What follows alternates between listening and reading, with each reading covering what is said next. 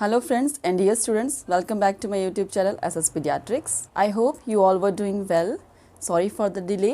काफ़ी टाइम बाद मैं आज आपके साथ वीडियो लेक्चर रिकॉर्ड कर रही हूँ. My today's topic is tracheoesophageal fistula and esophageal atresia. इसके बारे में आज मैं डिटेल में आपको बताऊँगी. Tracheoesophageal fistula and esophageal atresia is a malformation of our digestive system. It is a congenital disorder, and in tracheoesophageal fistula, there is a abnormal connection between the trachea and the esophagus, and in case of esophageal atresia, there is a blind pouch in esophagus. So detail में आपके साथ lecture discuss करते हैं. Let's start with the topic esophageal atresia and tracheoesophageal fistula.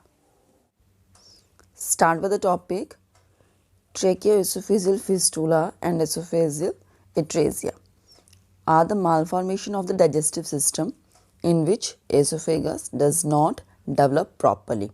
Tracheoesophageal fistula क्या है? Trachea और oesophagus इनका आपस में एक abnormal connection बन जाता है in case of fistula. And in case of atresia यहाँ पे जो हमारे पास esophagus का जो ट्यूब है जो नॉर्मली फूड को कैरी करती है from food to the mouth से जो है फूड को कैरी करती है from mouth to the stomach, तो वो जो ट्यूब है वो नॉर्मली कैरी करती है. But in case of oesophageal atresia यहाँ पे एक ब्लाइंड पाउच बन जाता है जिसकी वजह से वो पैसेज जो है वो नॉर्मली फॉर्म नहीं हो पाता है in case of atresia. And in case of fistula there is a abnormal connection between the trachea and the oesophagus. Esophageal atresia, it is the failure of esophagus to form a continuous passage from the pharynx to the stomach. As I told you कि यहाँ पे एक blind pouch बन जाएगा जिसकी वजह से जो कॉन्टिन्यूस पासेस हैं फूड के लिए from the mouth to the stomach वो यहाँ पे प्रॉपरली फॉर्म नहीं हो पाएगा, जो आप यहाँ पे इस इमेज में भी देख सकते हो clearly. This is the atresia, oesophageal atresia, जो यहाँ पे एक ब्लाइंड पाउच बन चुका है एसोफेगस का और नीचे जो है वो स्टमक और इन दोनों के बीच में एक अब जो कनेक्शन होना चाहिए था वो नहीं बन पाया है. Next, the definition of tracheoesophageal fistula. It is an abnormal connection between the trachea and the esophagus, जो नॉर्मली नहीं होता है दोनों के बीच में कनेक्शन, बट यहाँ पे बन गया है ट्रेकिया और एसोफेगस के बीच में कनेक्शन, जिसकी वजह से लेटर ऑन मैं आपको बताऊंगी इसका क्या इम्पैक्ट रहता है, क्या जो फिजियोलॉजी है बॉडी का वो उसमें क्या इम्पैक्ट रहेगा. एयर का passage from the trachea to the oesophagus and food का passage from the oesophagus to the trachea. Incidence rate की अगर हम बात करें, it occurs in 1 in 3500 births, male predominance पे है. एंड एसोफेजियल एट्रेजिया विद और without fistula is common among the premature births. 50% of these cases will have associated anomalies like vertebral column disease, anorectal malformations, cardiac defects, renal anomalies and limb abnormalities. Pathophysiology. The upper part of the esophagus develops from the retropharyngeal segment and the lower half from the gastric segment. ये कब form होगा? जब embryological development होती है at about 4th week of gestation, उस time पे. And laryngeotracheal groove is formed which divides the foregut into 2 longitudinal tubes which further develops into trachea and esophagus. तो वहाँ पे ये एक डिफेक्ट रह जाता है जिसकी वजह से there is a defective separation and ineffective fusion will leads to the development of tracheoesophageal fistula.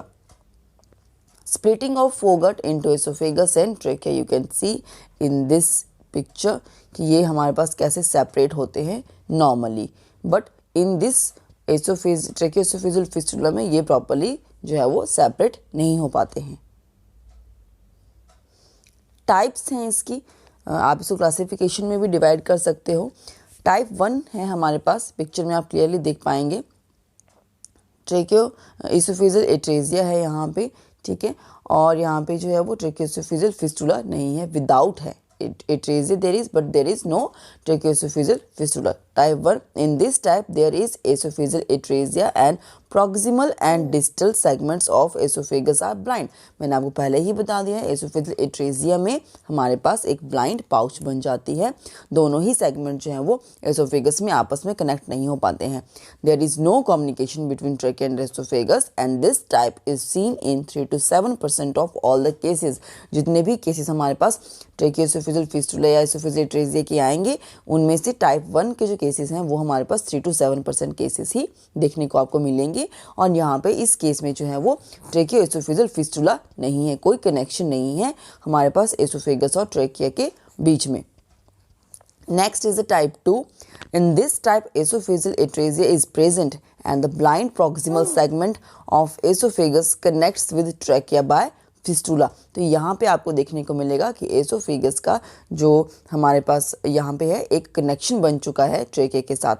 As mention in this esophageal atresia is present and the blind proximal segment of the esophagus connect. तो proximal segment है esophagus का, वो connect हो चुका है ट्रेके का, जो आप इस पिक्चर में देख सकते हैं. एंड द डिस्टल जो एंड है हमारे पास esophagus का वो blind है. और इस टाइप के जो केसेस हैं ओवरऑल केसेस में आपको देखने को मिलेंगे 0.8% cases. Next is the type 3.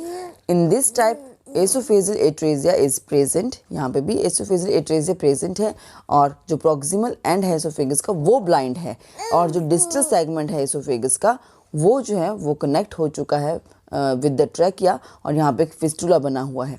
Observed in 87% of the cases. तो यहाँ पे इसके जो केसेस आपको देखने को मिलेंगे वो सबसे ज़्यादा हैं. 87% ऑफ द जो ऑल जितने भी केसेस आपको देखने को मिलेंगे उसमें सबसे ज़्यादा टाइप 3 के केसेस होंगे. Next is the type 4. It is the rarest types that occurs in 0.7% of cases. In this type, both upper and the lower segment of the esophagus communicate with the trachea. तो यहाँ पे क्या हुआ? There is no atresia. यहाँ पे fistula दोनों ने ही connect कर दिया हुआ है. तो यहाँ पे क्या है? esophageal atresia तो है with proximal and distal tracheoesophageal fistula दोनों ही जो एंड हैं एसोफेगस के वो आपस में कनेक्ट करने की बजाय ट्रैकिया के साथ जो है वो कनेक्ट हो चुके हैं. Next is the type 5. In this type oesophagus and trachea are normal and completely formed but the connection जो इनके बीच में जो कनेक्ट जो हुआ है वो फिस्टुला के थ्रू कनेक्शन बना है. In this type oesophagus and trachea are normal and completely formed but the connection जो बन चुका है वो वहाँ पे एक फिस्टुला क्रिएट हुआ है. This type is also known as H type and is present in 4.2% of cases. H type इसलिए कहा गया है इसको जो फिफ्थ टाइप हमारे पास है क्योंकि यहाँ पे H की शेप में आप देख सकते हो ये जो शेप है ट्रेकिया और एसोफेगस आपस में बीच में कनेक्शन जो बन गया वो H की शेप में दिखता है. Next are the clinical manifestations.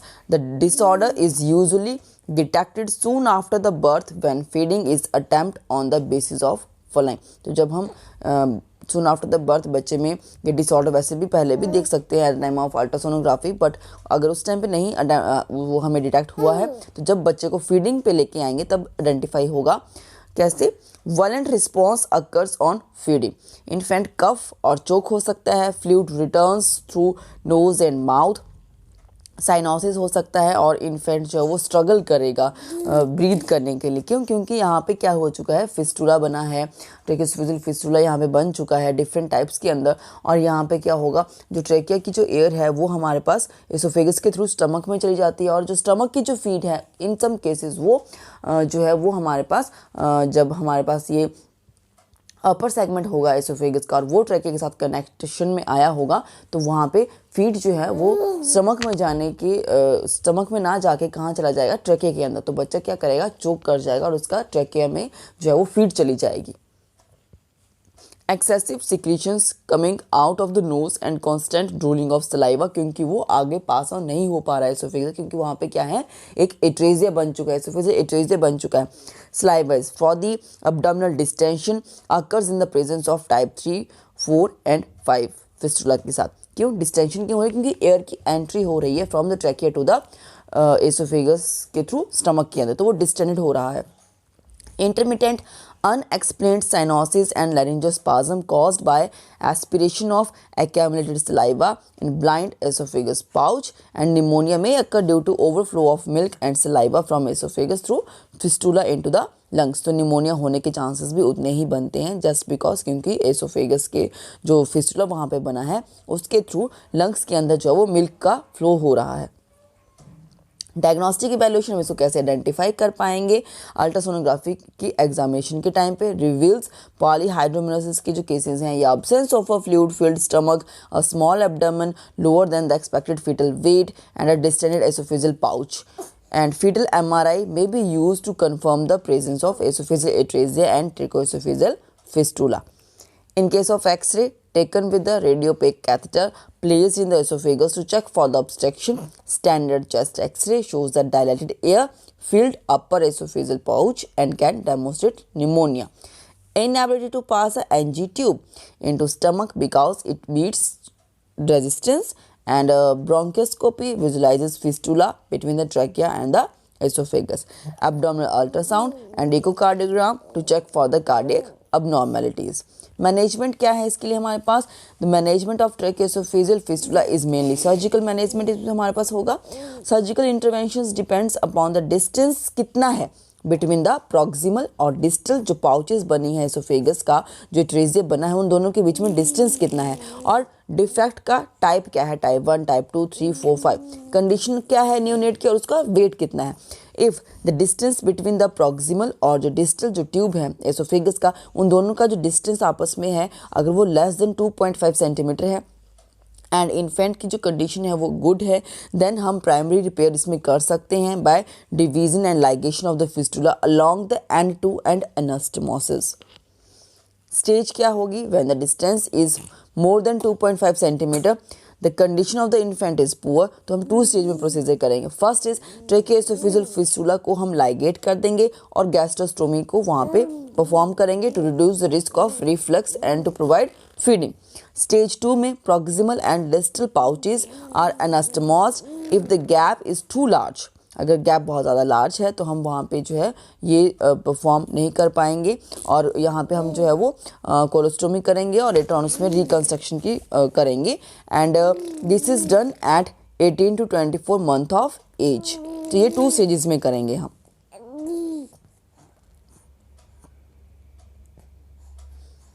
यहाँ पे आप देख सकते हो इस पिक्चर में कैसे हमने एसोफेगस को रीजॉइन किया है आपस में, और अगर फिस्टुला है तो वो पोर्शन हम यहाँ पे कट करके जो एसोफेगस का जो पोर्शन है उन दोनों को ज्वाइन कर देंगे।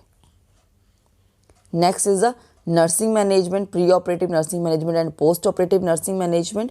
प्री ऑपरेटिव में क्या करेंगे? Risk for aspiration related to the जो स्ट्रक्चरल अबनॉर्मेलिटी यहाँ पे आई है उसकी वजह से।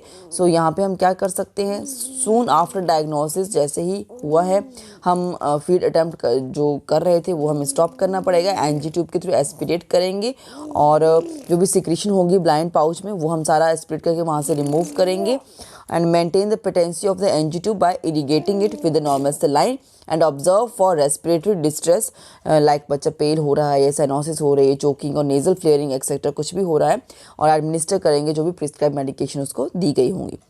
Risk of deficient fluid volume due to the inability to take the oral feeds, तो बच्चा यहाँ पे ओरल फीड्स नहीं ले पा रहा है जिसकी वजह से फ्लूइड का वॉल्यूम डेफिशिएंट हो जाएगा।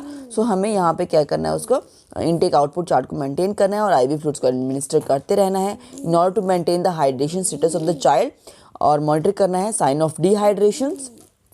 इम्पेयर ब्रीदिंग है, लेरिंजोस्पाज्म और एक्सेसिव सिक्रीशन इन ट्रैकिया की वजह से, तो वाइटल्स को मॉनिटर करते रहेंगे।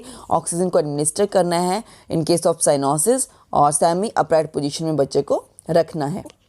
पोस्ट ऑपरेटिवली क्या कर सकते हैं? इनइफेक्टिव एयरवे क्लियरेंस हम करेंगे एंड इम्पेयर्ड न्यूट्रिशन जो है बच्चे का रिलेटेड टू द सर्जरी और उसको भी मेंटेन करना है और उसको हमें इम्प्रूव करने की कोशिश करनी है। एंड अल्टर्ड कंफर्ट जो हुआ है उसको चेस्ट ट्यूब ड्रेनेज और सर्जरी की वजह से, एंड एंग्जाइटी जो हो रही है पेरेंट्स को related to the disease process and the care of the baby after discharge कैसे करना है। So nursing interventions, nasogastric tube is put in the upper esophageal segment and is aspirated frequently to prevent the collected जो भी aspiration हमारे पास trachea secretion में हुआ है and intravenous fluids हम एडमिनिस्टर करते रहेंगे to maintain the hydration status of the infant and place the infant in semi-upright position and administer oxygen if cyanosis is present. और cervical esophageostomy हम कर सकते हैं to drain out the secretion from the blind esophageal pouch and administer oxygen to the infant. Feed the infant orally or by gastrostomy. Position the baby comfortably in semi-fowler position and administer analgesics.